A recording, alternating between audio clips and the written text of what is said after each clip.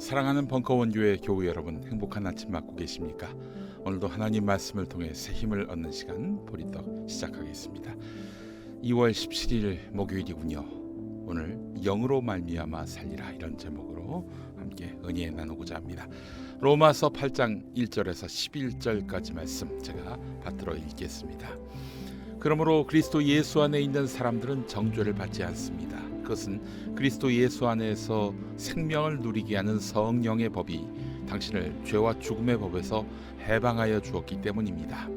육신으로 말미암아 율법이 미약해져서 해낼 수 없었던 그 일을 하나님께서 해결하셨습니다. 곧 하나님께서는 자기 아들을 죄된 육신을 지닌 모습으로 보내셔서 죄를 없애시려고 그 육신에다 죄의 선고를 내리셨습니다. 그것은 육신을 따라 살지 않고 성령을 따라 사는 우리가 율법이 요구하는 바를 이루게 하시려는 것입니다.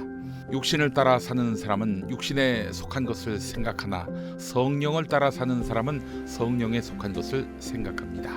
육신에 속한 생각은 죽음입니다. 그러나 성령에 속한 생각은 생명과 평화입니다. 육신에 속한 생각은 하나님께 품는 적대감입니다. 그것은 하나님의 법을 따르지 않으며 또 복종할 수도 없습니다. 육신에 매인 사람은 하나님을 기쁘게 해드릴 수 없습니다. 그러나 하나님의 영이 여러분 안에 살아계시면 여러분은 육신 안에 있지 않고 성령 안에 있습니다. 누구든지 그리스도의 영이 없으면 그리스도의 사람이 아닙니다. 또한 그리스도께서 여러분 안에 살아계시면 여러분의 몸은 죄 때문에 죽은 것이지만 영은 의 때문에 생명을 얻습니다. 예수를 죽은 사람들 가운데서 살리신 분의 영이 여러분 안에 살아계시면 그리스도를 죽은 사람들 가운데서 살리신 분께서 여러분 안에 계신 자기의 영으로 여러분의 죽을 몸도 살리실 것입니다. 아멘. 오늘 본문은 우리에게 익숙합니다. 노랫말도 있어요. 예수 안에 있는 나에게 결코 정죄함 없네. 생명의 성령의 법이 해방하였네. 네, 율동과 함께하면 딱 어울릴 노래인데, 이 어렸을 때 이 찬양을 불렀을 때 말이죠. 이 무슨 뜻인지도 모르고 불렀던 것 같은데 말이 어려워요. 그렇지만 그리스도 예수 안에 있으면 우리는 더 이상 죄인이 아니다, 이런 뜻 아니겠습니까? 이 말은 예수만 믿으면 무슨 죄를 지어도 심판받지 않는다, 혹은 내가 무슨 행동을 하더라도 죄가 안 된다, 이런 뜻일까요?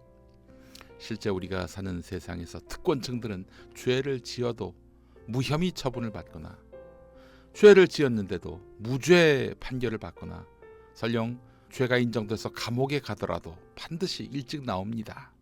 이들은 예수 안에 없어도 정죄함이 없는 사람들인 셈이네요. 그러나 사후 세상도 그러할까요?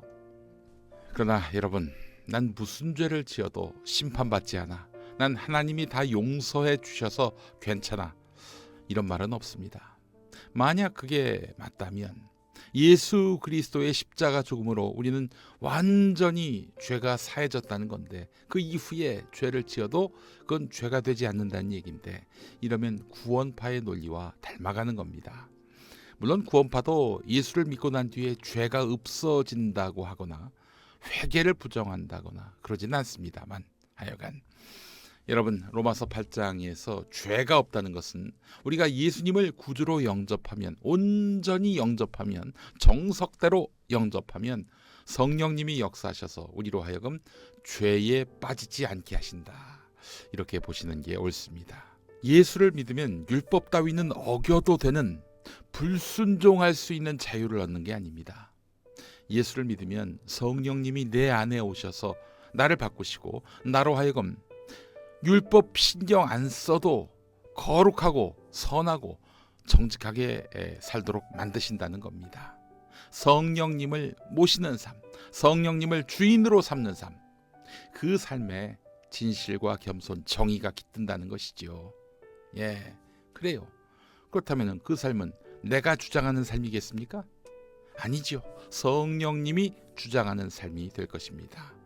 당연히 성령님이 주장하는 삶, 곧 성령님이 내 삶의 주인이 되는 삶, 그 삶을 우리는 지향해야 할 것입니다. 예. 내가 주장하게 된다면 내가 하나님이 되는 거예요. 반면에 성령님이 나를 주장하면 성령님이 나의 주인이 되시는 거고요. 안 그렇습니까? 여러분, 성령이 임하는 삶, 그렇다면 누가 모델이 될 수 있을까 궁금하십니까? 이집트 땅에 죽음이 몰아닥쳤을 때 10가지 재앙이 있었죠. 뭐가 있었습니까? 피, 개구리, 이, 파리, 전염병, 악성종기, 우박, 메뚜기, 흑암, 그리고 마다들이 죽는 사태 연쇄적으로 일어났습니다. 근데 이스라엘 백성들이 살고 있던 집에는 아무런 일이 없었습니다. 왜냐? 어린 양의 피가 칠해진 집이었거든요. 죽음의 악마가 이 어린 양의 피가 칠해진 집을 피해갔습니다. 이스라엘 백성들 집을 피해갔어요. 그렇습니다. 그리스도 예수 안에 있으면 어린 양의 피가 칠해진 집과 같습니다. 죄를 추궁받지 않습니다. 이스라엘 백성들이 여리고 성을 멸하려 할 때 그때 이야기도 한번 떠올려 보시죠. 여리고 성 안에 있는 사람들은 다 죽었습니다. 나중에. 그런데 기생 라합 집에 있던 사람들은 살았습니다. 그 집에 붉은 줄이 드리워져 있었던 것이죠. 그 붉은 줄을 보자 재앙은 피해갔습니다. 그 외 여리고 성 안에 있던 사람들은 다 죽었습니다.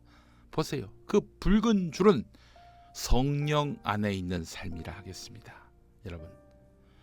여러분 몸에 어린 양의 피가 칠해져 있습니까? 여러분 삶에 붉은 줄이 이렇게 띠둘러져 있습니까? 자, 우리가 성령 안에 산다면 더 이상 율법의 지배를 받지 않습니다. 하나님의 은혜 아래에 살게 되는 것입니다. 여러분 아시겠죠? 예수 안에 있을 때 정죄함이 없다는 것이 무엇인지. 그래요. 하나님의 은혜 아래 산다는 것입니다. 하나님의 은혜 아래 온전히 산다면 어떻게 죄를 범할 수 있겠어요? 어떻게 그릇된 길로 나갈 수 있겠습니까? 자, 우리는 예수 안에 살 수 있어야 합니다. 성령이 지배하는 삶을 살 수 있어야 합니다. 자, 그렇게 하려면 영의 일을 생각하면 됩니다. 영의 일. 영의 일을 생각하는 사람은 영을 따르는 사람인데 육신의 일을 생각하는 사람은 육신을 따르는 삶입니다. 육신의 일을 생각하는 사람은 그 끝에 죽음이 기다리고 있고 하나님과 원수가 되는 것입니다. 자, 그렇다면 영의 일을 생각하면 무엇가 좋아지는가? 날마다 성공하는가? 날마다 성공하면 나중에는 다 저잘난 줄 알고 자기가 주인이 되는 삶을 살지 않겠습니까? 하나님과 당연히 멀어질 것입니다. 그래서 영의 일을 생각하는 사람, 곧 성령 안에 사는 사람은 실패를 두려워하지 않습니다. 고난을 피하려 하지 않습니다. 영의 일을 생각하는 사람은 그렇습니다. 실패의 아이콘 하면 누가 있습니까? 아브라함 링컨 전 미국 대통령이겠죠. 링컨이 가장 좋아하는 성경 구절이 로마서 8장 28절이라고 하더라고요. 이건 개역 성경으로 읽어봐야 합니다. 우리가 알거니와 하나님을 사랑하는 자 곧 그 뜻대로 부르심을 입은 사람에게는 모든 것이 합력하여 선을 이루느니라. 그렇습니다. 영의 일을 생각하는 사람, 성령 안에 사는 사람은 합력하여 선을 이루실 하나님을 믿고 우리 인생의 고난을 실패와 저주로 생각하지 않습니다. 지금의 고통과 지금의 슬픔, 이것을 하나님이 위대한 일을 이루시기 위한 우리 삶의 트레이닝 과정으로 여기게 되는 것입니다. 그래요. 영의 일을 생각하면 실패와 고난이 두렵지 않습니다. 여러분, 그런 삶을 우리가 살아야 하지 않겠습니까? 교회 안에서도 육신에 관심이 있는 사람이 있는가 하면 영에 관심이 있는 사람이 있습니다. 오늘 말씀과 삶에 나온 내용인데요. 육신이라고 해서 꼭 물질적인 것, 현실적인 문제만을 가리키는 것은 아닙니다. 그래서 우리가 때로는 삶의 문제에 봉착했을 때 이런 걱정하는 것 자체가 이거는 내가 육에 속한 사람임을 인증하는 거야. 그렇기 때문에 우리는 그런 걱정하지 말아야 돼. 그렇지 않습니다.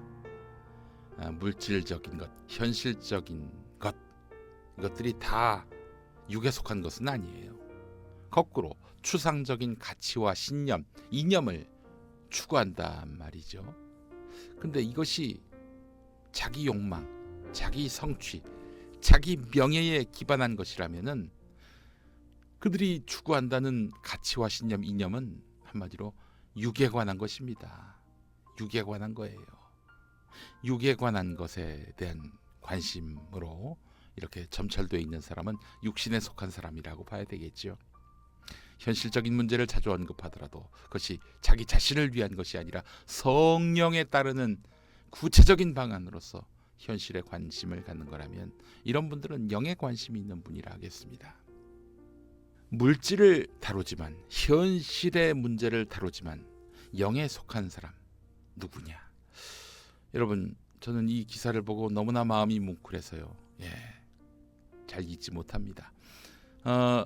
초밥 뷔페 쿠쿠 아시죠? 쿠쿠의 김해 장유점 사장님. 네, 김해에 가면 장유 신도시가 있잖아요. 여기 쿠쿠가 있는데 이 사장님이 몇 년 전에 이런 안내문을 붙여놓았다고 합니다. 밥 한번 편하게 먹자. 얘들아, 그냥 삼촌 이모가 밥 한 끼 차려준다는 생각으로 가볍게 와서 밥 먹자. 그리고 이거 지켜주길 부탁할게. 가게 들어와서 쭈삣쭈삣 눈치 보면 혼난다. 뭐든 먹고 싶은 거 이야기해. 눈치 보면 혼난다. 네, 쿠쿠의 김해 장유점 사장님은 결식 아동한테 무료로 음식을 제공하면서 이런 메시지를 적어놓은 거예요. 이 사장님은 또 이런 글을 남겼습니다. 별거 없지? 당당하게 웃고 즐기면 그게 행복인 거야. 현재의 너도 미래의 너도 행복하고 건강한 사람이었으면 좋겠다. 항상 응원할게. 이런 격려의 말도 아끼지 않았습니다. 네, 이 쿠쿠 김해 장유점을 들른 결식 아동이 한 300명 됐다고 하는데요.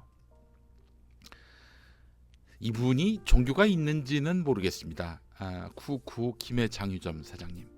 근데 이분이야말로 성령의 사람이라는 생각이 막 들었어요. 그렇잖아요.